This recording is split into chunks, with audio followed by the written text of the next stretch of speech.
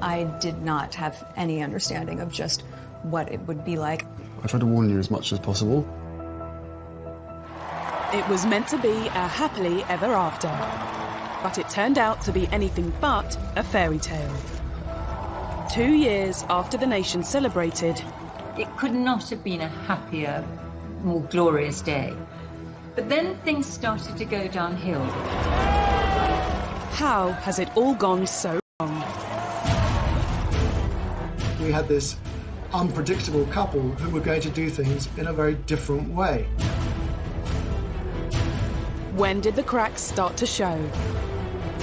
The so-called Fab Four dream disintegrated step by step. Where did the problems really lie?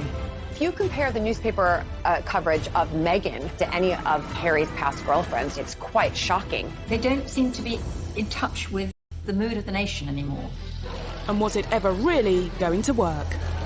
It's not enough to just survive something, right? Like, that's not the point of life.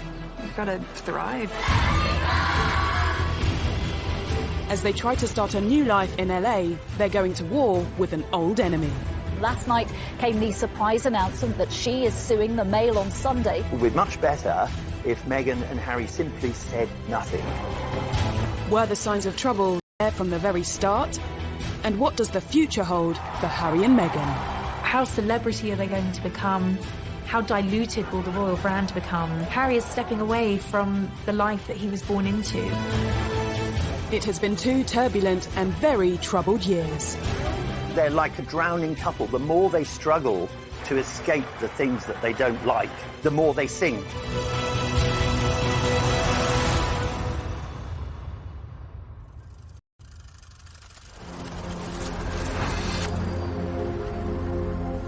Harry and Meghan have changed the regal backdrop of Windsor for the luxurious Hollywood Hills.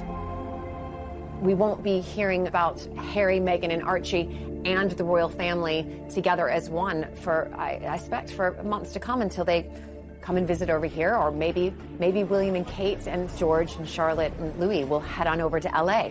Wouldn't that be a great photo op? They've also swapped the royal court for the High Court, in a legal battle which highlights so much of what's gone wrong in the past 2 years. Meghan's family issues, their fight for privacy, their war with the tabloid press. The court case could turn into their biggest nightmare. And it all centres on letters written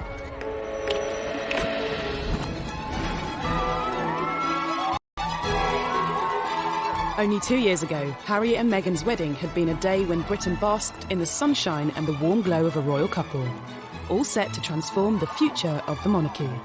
The mix of the tradition and the new and the mix of cultures totally embodied in one church service. And billions of people watched that service and were moved to tears, both by the romance of it and by what it represented. We celebrated with them, but were the seeds of their troubles already clear to those who looked? For the 2 years since the wedding, I think they've tried to recreate and maintain the kind of positivity that was around at the time, but that's just unrealistic and naive.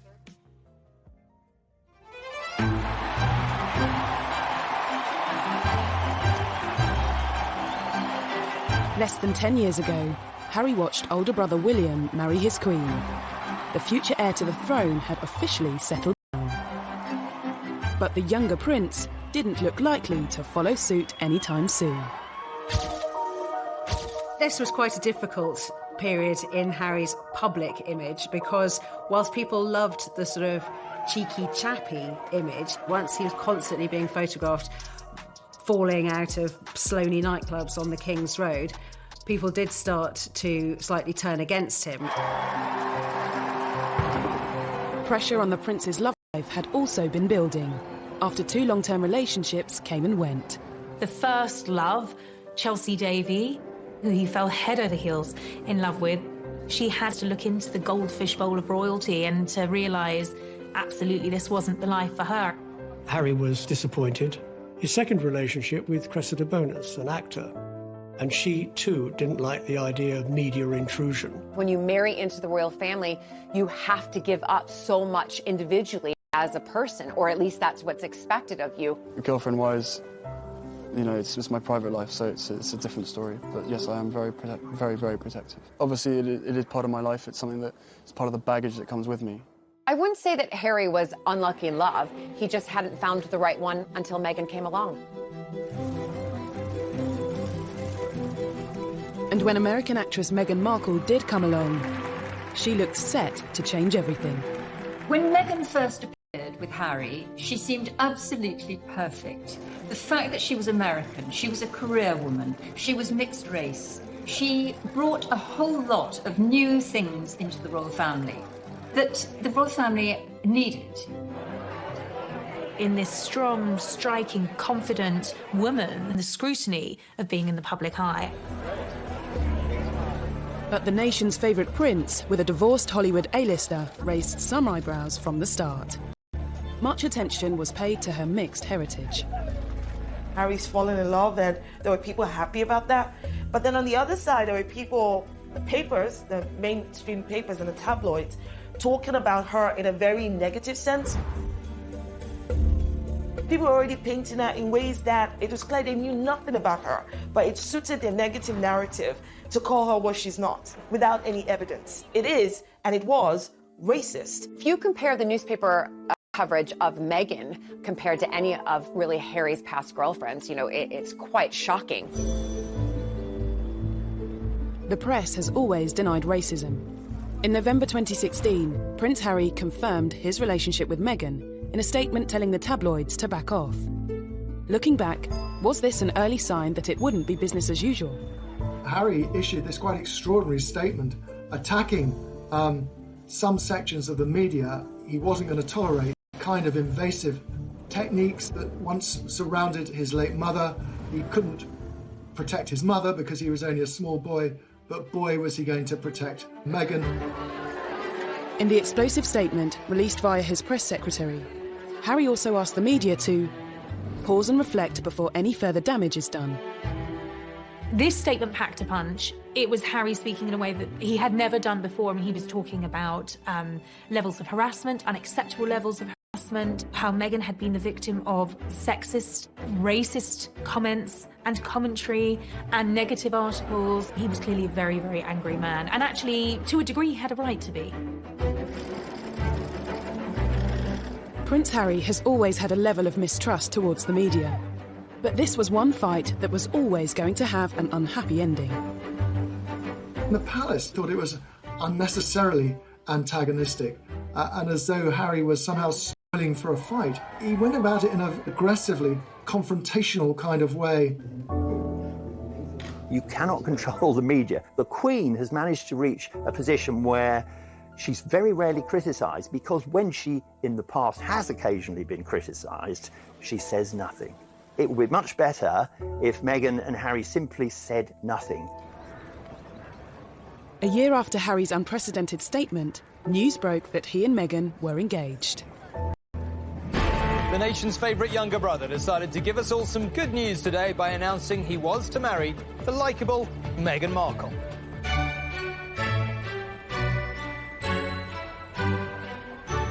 Unlike Harry's from Kensington Palace.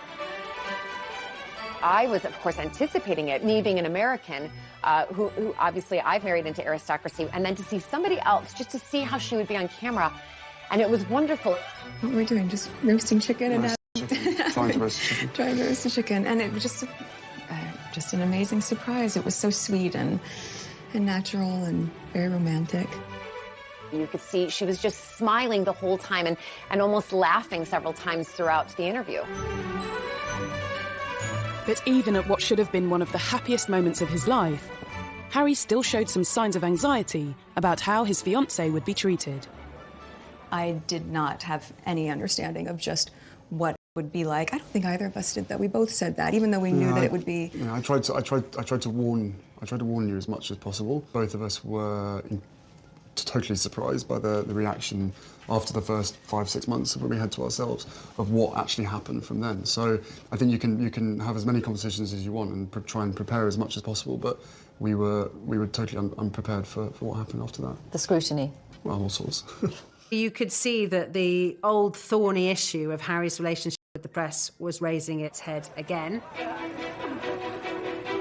The news that the world's most popular prince was set to marry a Hollywood actress sent the world into a frenzy. Their wedding was an unforgettable day, but could this story ever really have a fairy tale ending? Things were said and done in the run-up to the wedding that both sides regret that had caused irreparable damage.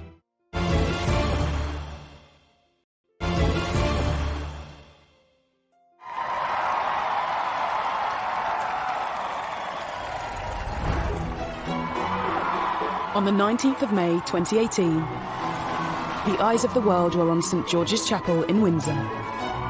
The wedding day was wonderful. Meghan looked beautiful in her dress. Harry couldn't have looked happier. The ceremony itself was so vibrant, it was so new, it was so different, it was so unique to the two of them. And I think it was the start of something very, very happy and very, very special. Nobody can deny that the wedding day itself was sparkling. It was magic. It was like Disneyland. The couple were given the titles Duke and Duchess of Sussex. Everything seemed perfect, but was there trouble and unrest, just hidden from view? Everybody was happy for Harry. Everybody thought Meghan was marvellous. It could not have been a happier, more glorious day. But then wheels started to come off amid suggestions that the couple had been a bit difficult over the planning of the wedding and that demands were being made that perhaps weren't quite in proportion with their place in the royal pecking order. He said before the wedding, what Meghan wants, Meghan gets. Negative reports surrounding claims of Meghan's behaviour emerged from within the palace.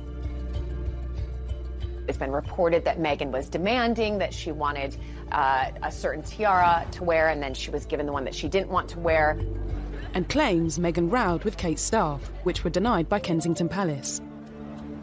Meghan just didn't like any pressure, and on a couple of occasions she actually told staff not to interfere. It was none of their business. She would have the wedding she wanted. No one had any idea that this was all building up into a much bigger and wider, more troubling picture. According to reports at the time, it was claimed Meghan also clashed with members of Harry's own family. Speculation was rife. There was a huge row when Kate was upset because Meghan insisted she didn't like the dress that Princess Charlotte was planning to wear as one of the bridesmaids. And inevitably, if you shout at someone in private and you're a royal, there is a good chance it will be leaked. There was a constant feed of endless negativity. Author Tom Quinn believes Harry and Meghan's private accommodation played a part in the tensions. Nottingham Cottage is in the grounds of Kensington Palace, and it's quite small. I mean, it's tiny compared to the enormous double apartment that Kate and William have. It was being pointed out to them in no uncertain terms. They weren't in the First Division because that place is held by William and Kate. So inevitably that led to friction. In Meghan's world, if you're determined enough, you can get to the top, but Meghan can't. She can't get to the top, whatever she does. Was the untraditional mix of American celebrity and British royalty ever really going to work? The wedding was also marred by controversies surrounding Meghan's father. We're talking a global wedding for millions to see across the world. People are anticipating this, and what's being reported day after day to the lead up of the wedding is about her father, Thomas Markle, and is he going to come over and walk her down the aisle? Are they speaking? Have they spoken? There was the whole farcical business of Thomas saying, I can't come to the wedding, but then photographs suddenly appeared, taken by a paparazzi, showing Thomas Markle being measured for a suit, looking at a book about English landmarks. And these pictures were sold all over the world to the huge embarrassment. Thomas Markle couldn't walk Meghan down the aisle, but he did carry out a string of interviews with the British press. It meant he continued to dominate headlines even after the wedding. I'm a footnote in one of the greatest moments in history rather than the dad walking her down the aisle. Millions watched this interview on ITV's Good Morning Britain as he explained why he staged paparazzi photos. They took all kinds of pictures of me making me look negative. So I thought this would be a nice way of improving my look. Well, obviously that all went to hell. And I feel bad about it. I apologize for it. There seems to have been this toing and froing of mutual accusations where Meghan felt her father wasn't being sufficiently positive about the wedding, and Thomas Markle felt that there was no sympathy for him. Thomas Markle also discussed conversations he claimed to have had with Harry in private. I was complaining I didn't like Donald Trump. He said, give Donald Trump a chance. What were Prince Harry's views on Brexit? It was just a loose conversation about something that we have to try. I think he was open to the experiment. But text messages presented as evidence in Meghan's upcoming court hearing have revealed what conversations really took place.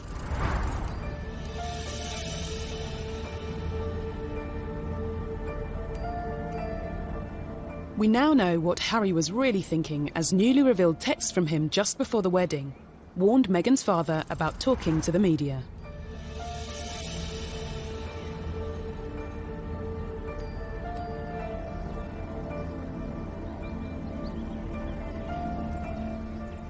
These text messages are actually evidence showing that they were reaching out to Thomas Markle, that they didn't close him off by any stretch of the imagination, that they were trying to contact him and speak to him.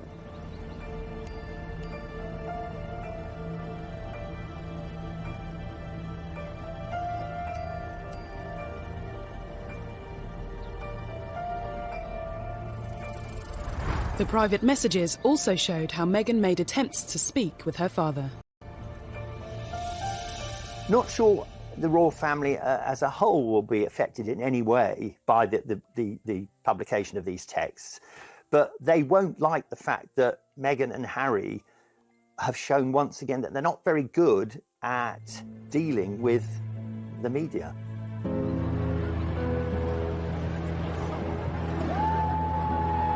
Evidence given to the High Court also confirmed that Thomas Markle hasn't been in contact with Meghan. 2 years on, the extraordinary messages have lifted a lid on private royal conversations that are now being showcased to the public. Right now, Meghan and Harry are thinking, we're just going to release everything to prove to everybody what exactly and really did happen. I think that now that they have moved thousands of miles away from home, that they're not supported by that palace PR machine, they're more vulnerable, they are more at risk, they're more exposed now than ever. Debate over Meghan's relationship with her father was another problem in a growing list of troubles that followed the wedding. Could the most troubling issue of all be Harry's fallout with his own brother? One of the things that unquestionably adversely affected the relations between Harry and William, who were so close for so many years, was a series of rumours after the wedding. William expressed doubts to Harry as whether or not he was too quick in being engaged to Meghan. There was a brotherly discussion, which I think was voiced out of concern from William, but was misinterpreted as a lack of support. Things were said and done in the run-up to the wedding that both sides regret, but had caused irreparable damage. That's Harry. He's quite a headstrong, impulsive young man. He's much more like his late mother than William, who considers things and is, in that regard, is more of a Windsor and more like his father.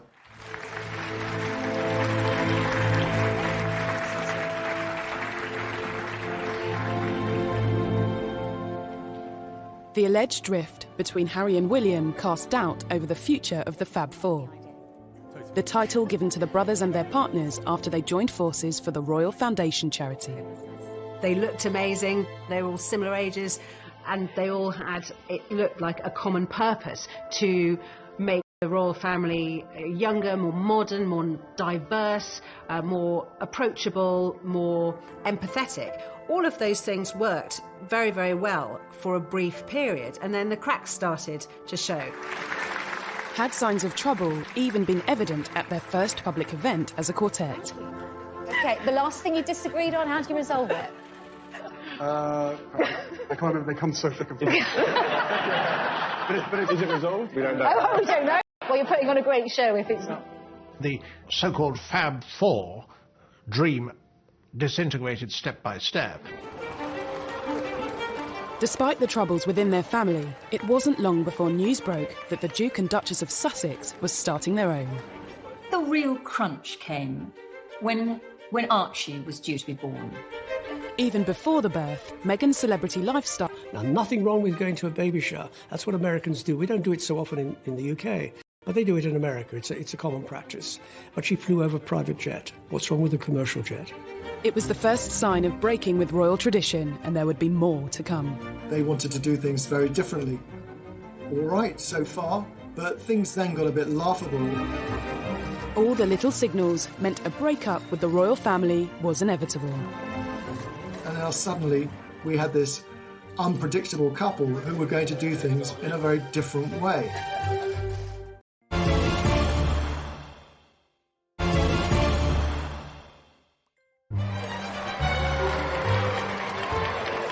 For decades, new additions to the royal family have been welcomed to the world on the famous steps of the Lindo wing of St Mary's Hospital in central London. But not when it came to Harry and Meghan's first child, Archie. I'm very excited to announce that Meghan and myself had a baby boy early this morning, a very healthy boy. The first public glimpse of the royal baby came 2 days after he was born. I mean, I have the two best guys in the world, so I'm really happy. He has the sweetest temperament. He's really calm and... I don't know who he gets that from. They were not going to follow the usual pattern of a royal birth. They wouldn't say, A, where the baby was going to be born or when it was born. They would make the announcements on their terms at a time that suited them. But at the same time, they were members of the royal family and they had accepted £2.4 million to renovate their house in Windsor. I think the public felt that they had a right to get excited about the birth, to maybe wait outside the hospital, wait for a glimpse of mother and baby and father to come out. Then the public was denied that. That really rattled the press. They didn't like it. As well as denying the papers a front-page picture, Harry and Meghan also kept their choice of godparents private. Looking back, a telling sign that big changes were on the horizon.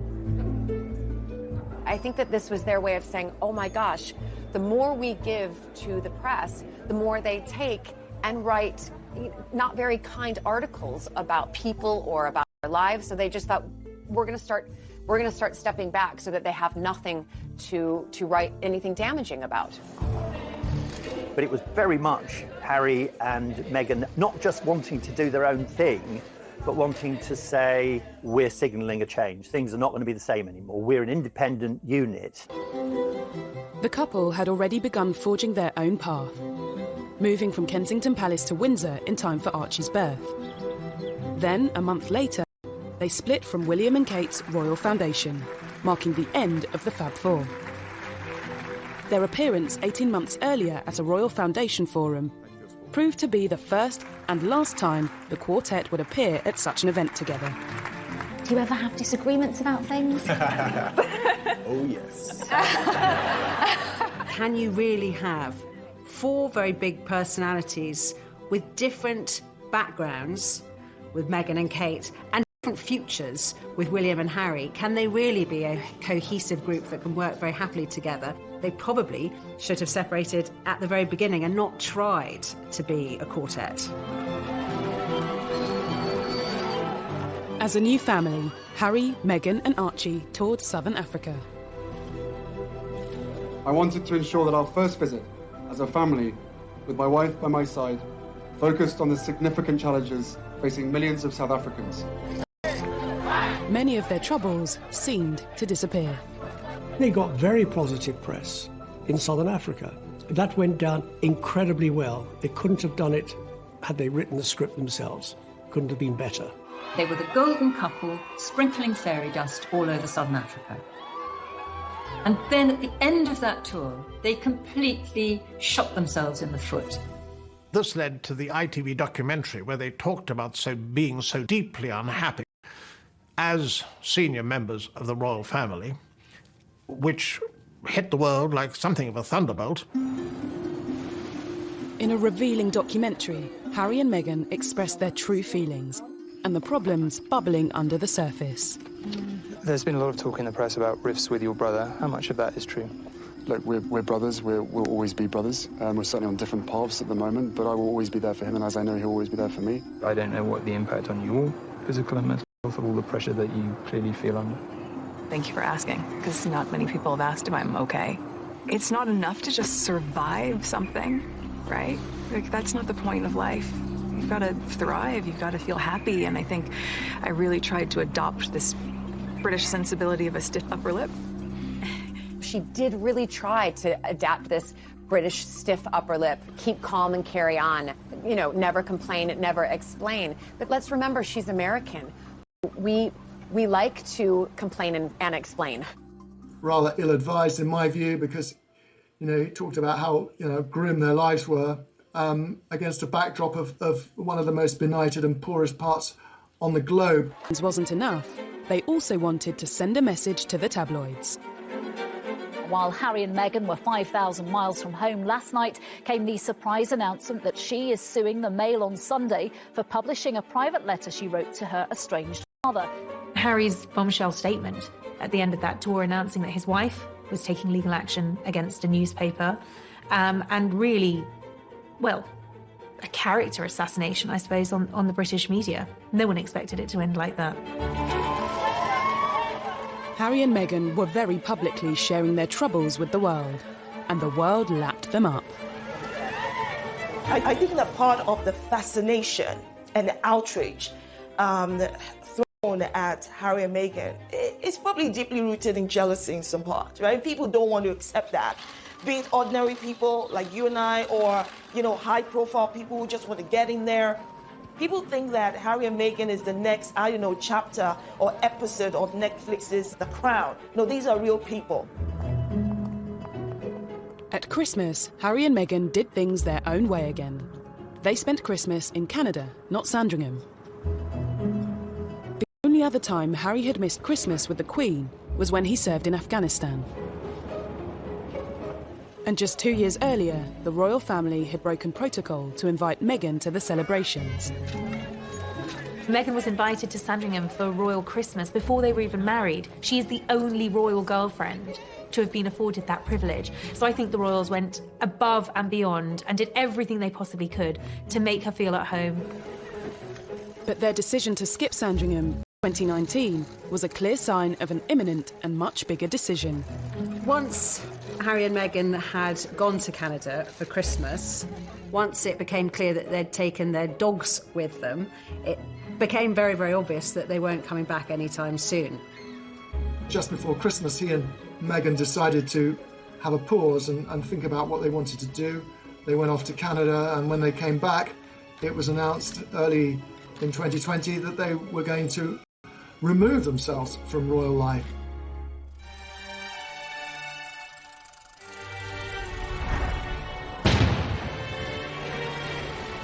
In January 2020, they dropped the biggest bombshell of all. They said they intended to step back as senior royals. It was absolutely shattering. He gave other senior royals, including the Queen, almost no notice at all. And I thought that he and Meghan had gone rogue, that this was a deplorable way to handle it. I think that the Queen should have been informed. There had been negotiations that had been going on for some time, but nothing had been decided. And he was told to commit his ideas to paper, and he responded, well, no, if I do that, it'll just end up in the newspapers. Essentially, on one hand, you had a royal family feeling that they were being bounced into making a decision on the couple's future, and the couple being very frustrated that the palace machinery wasn't quick enough to respond to their desire to change things. For many, what became known as Megxit now seems like it had been inevitable from the start. Harry and Meghan saw perceived slights at every twist and turn, and things which seemed quite minor became quite major, and it really came as no surprise as the weeks and months went by, that really what they were angling for was not just a different kind of royal life, but a different life. And in fact, a life absent from the royals, if you like, to break free from royal duty and everything that he'd been used to, which of course is what happened. Was the break down to tensions with the press, issues with traditional royal life, or something else? I think he defers to her a great deal, and she's a very confident, articulate woman who's done very well for herself, but I think she has no idea of the sense of duty. Now, Harry is in his 30s, right? And I do not understand why anybody would think that he would not have matured, changed, grown up in different ways. And the fact that you're seeing a side of Harry that you haven't seen before is because this context in which he's currently dealing with did not exist before. Why is that surprising? Should we have seen it coming? Has Harry never really been happy with his royal role and all the attention it brings? Did he find his greatest peace when he was in the army?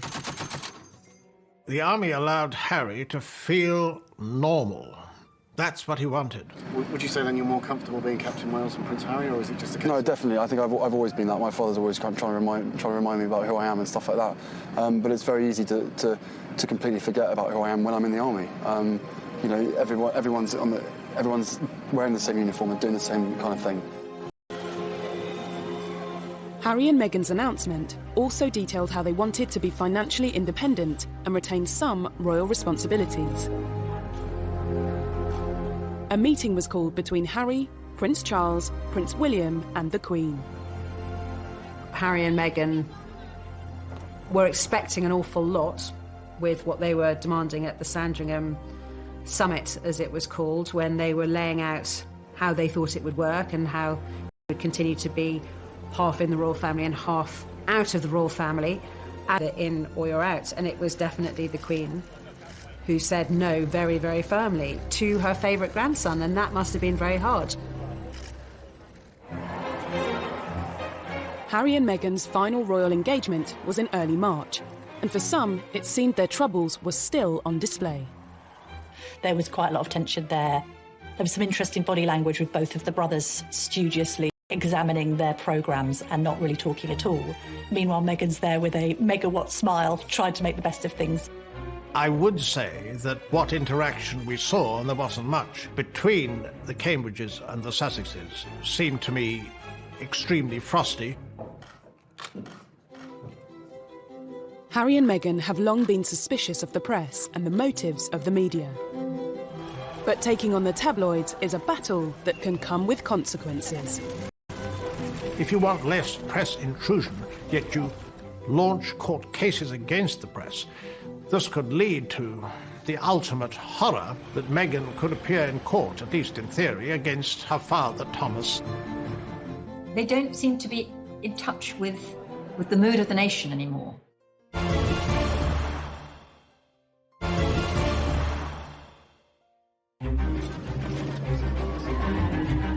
In the 2 troubled years since their wedding, Prince Harry and Meghan Markle have made no secret of their feelings towards the tabloids. Looking back, Harry has long been vocal about what he sees as press intrusion. They still upset me and I still read them. Why, I do not know. And so what do you think the public perception of Harry is? I don't know, it fluctuates. It depends on what the media want to write, I suppose. That feeling only grew when he and Meghan became a couple. We were just hit so hard at the beginning with a lot of mistruths that I made the choice to not read anything, positive or negative. It just didn't make sense. Being part of this family and this role and this job, every single time I see a camera, every single time I hear a click, every single time I see a flash, it takes me straight back.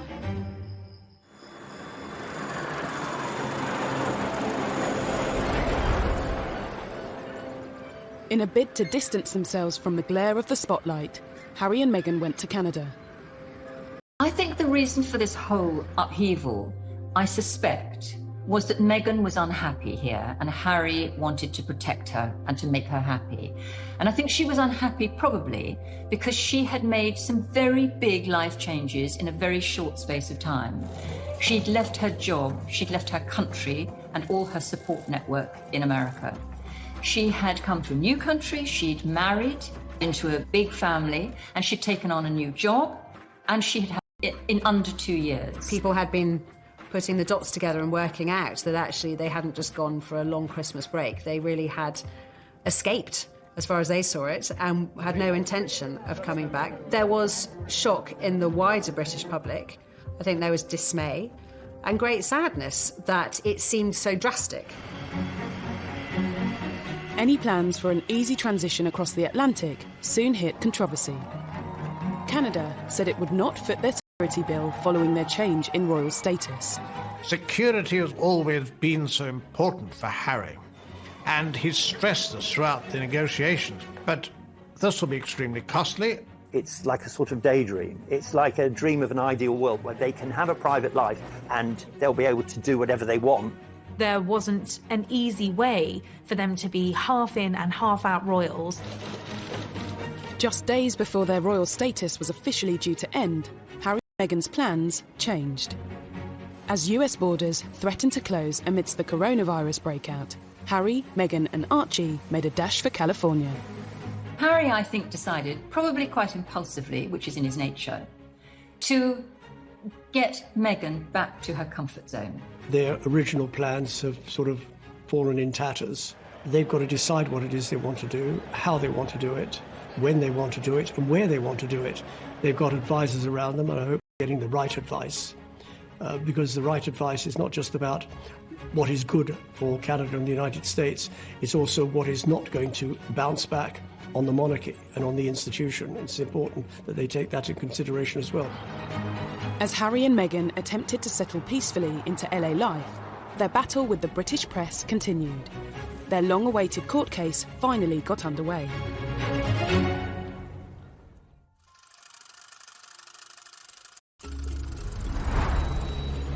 Meghan is suing Associated Newspapers for misuse of private information, breach of data protection, and copyright infringement, after a letter she sent her father was published by the Mail on Sunday. This is a private letter to her father expressing, her feelings, and having that released absolutely will cause distress on anybody. But to do so, she and Harry have had to reveal more personal information in court. They don't like being written about in the British tabloid press, but at the same time, they are suing, and that will come out in the courts, all of the text messages and the documents. So they must feel very, very confident that what they have to show will, in one sense, vindicate them. Absolutely.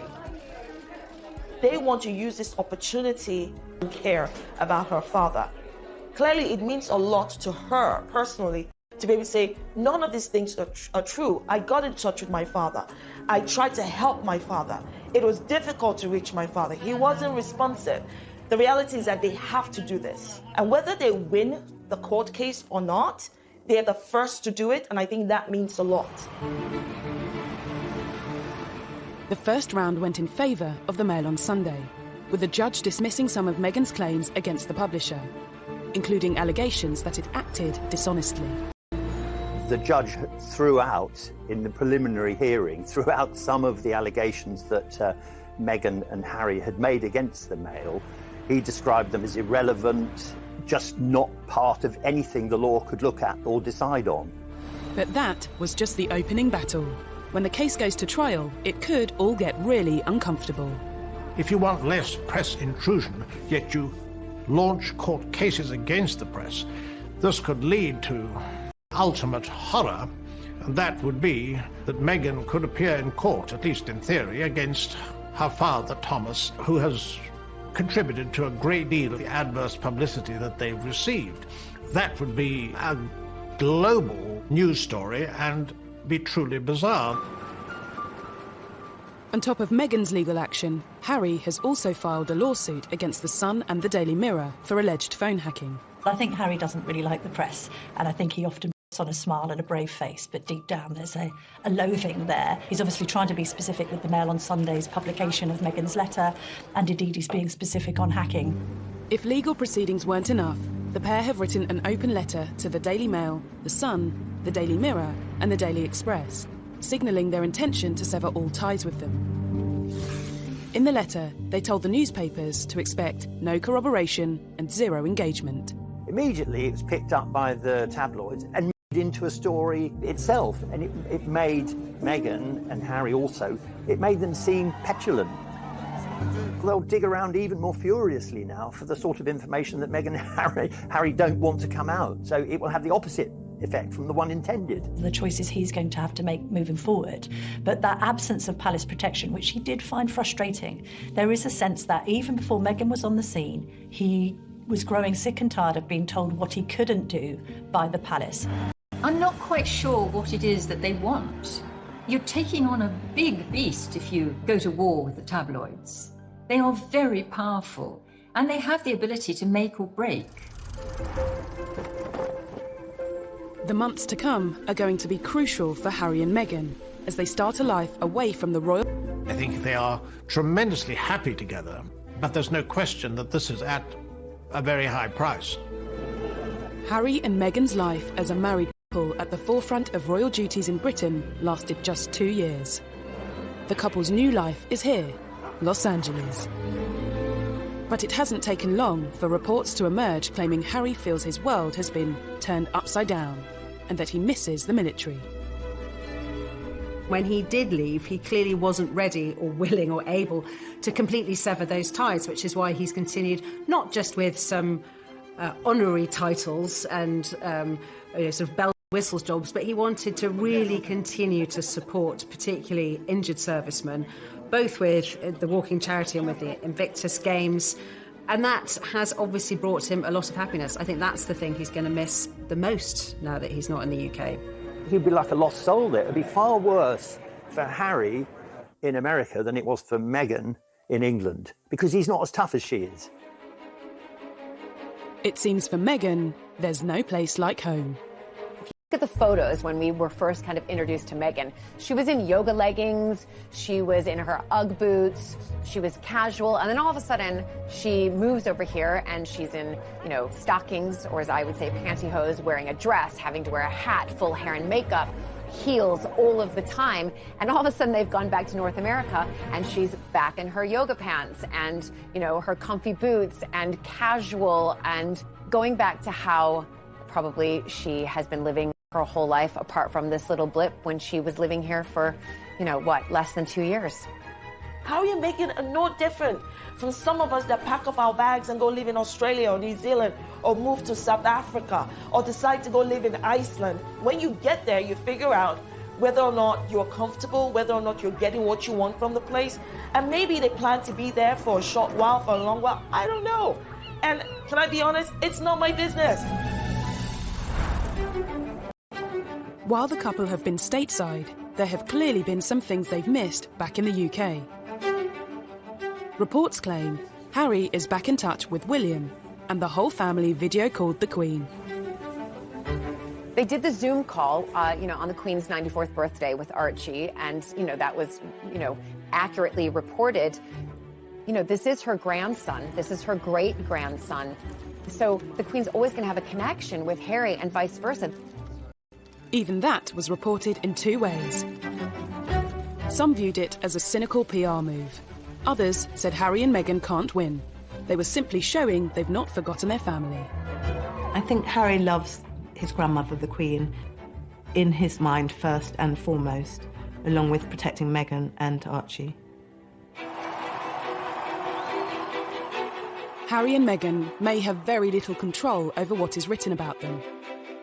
But with a new bombshell biography on the horizon, is this a sign that they are trying more than ever to be authors of their own future? A tell-all book would really quite shock everybody. I don't think that they're really even worried about the damage to their reputation.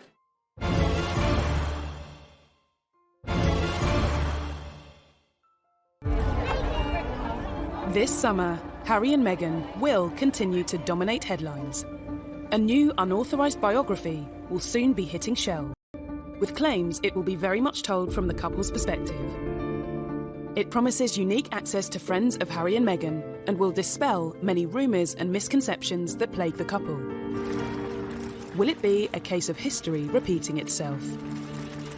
Look at what happened to his mother when she did the biography with Andrew Morton. You know, it caused massive issues and problems within the royal family. I don't think he wants to follow in those footsteps of his mother right now. What she did in opening up to the world a tell-all book.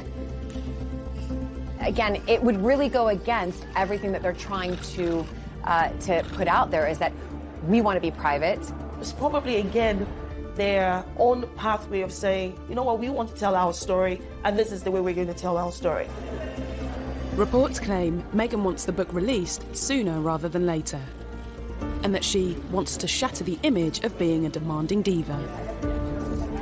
You can be certain that the book won't give both sides of the story. I think it's more likely to be a self-justifying book, but it does give them something to do in a world where, especially Harry, has nothing to do. It seems their story is far from over, along with all its troubles.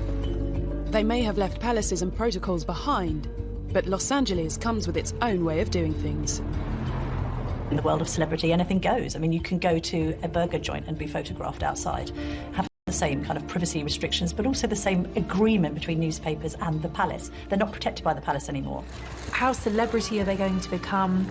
How diluted will the royal brand become? You know, Harry is stepping away from the life that he was born into.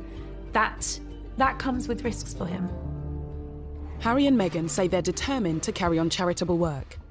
Marking Archie's first birthday, the couple featured their son in an online charity video, only to receive yet more criticism. We're going to read Duck, Rabbit, Kitty. Oh no. Good job.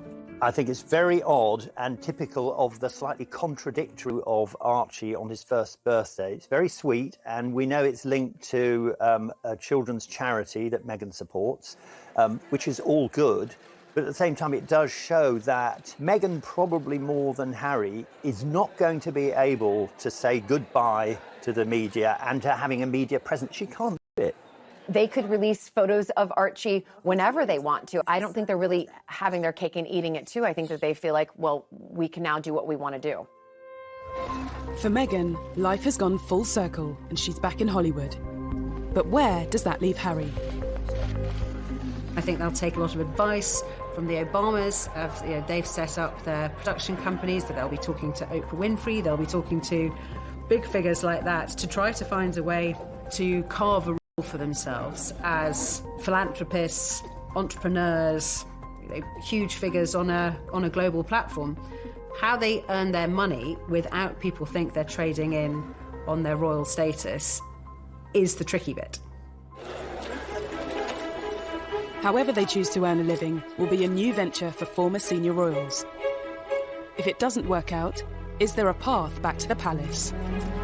I think in a way it's seeing how they behave. If they use the royal family to make pots of money, then it won't be very good. If there's a tell-all interview on the television by Meghan and or Harry, that's not going to go down well. So they're really under the watchful eye of the royal family for the first year, which they probably don't like at all. The door has been quite clearly left open by the Queen for them to return to the royal family if that was what they wanted to do. She has allowed them to keep Frogmore Cottage, although they've been asked to pay the £2.4 million that the taxpayers paid for the refurbishment, and rightly so. They haven't lost their titles, they haven't been stripped of their titles as such, they're just not able to use the HRH status. But I don't think they will come back. I think this is the life that Harry actually has always wanted. Meghan has been the catalyst, she has enabled him to do this. She's helped to give him the confidence to take a step outside of the role that he was born into and to embark on a new chapter.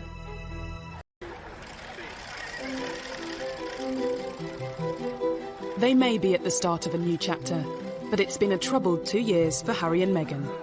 Looking back, were there signs of trouble from the start? And looking to the future, are there signs of more trouble yet to come?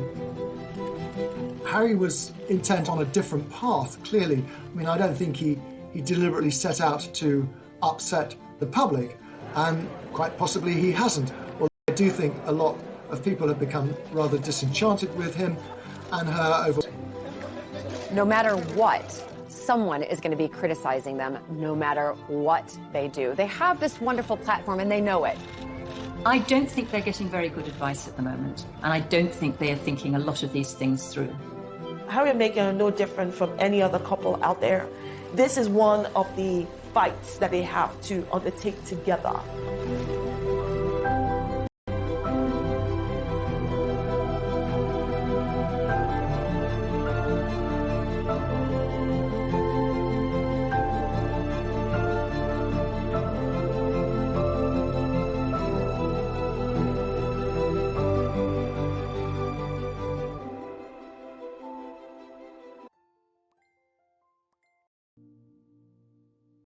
Prince Harry has always had a level of mistrust towards the media.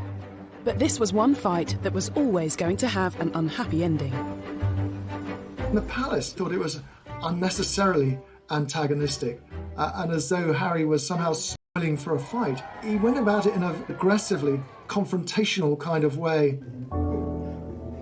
You cannot control the media. The Queen has managed to reach a position where she's very rarely criticised, because when she, in the past, has occasionally been criticised, she says nothing. It would be much better if Meghan and Harry simply said nothing. A year after Harry's unprecedented statement, news broke that he and Meghan were engaged. The nation's favourite younger brother decided to give us all some good news today by announcing he was to marry the likeable Meghan Markle.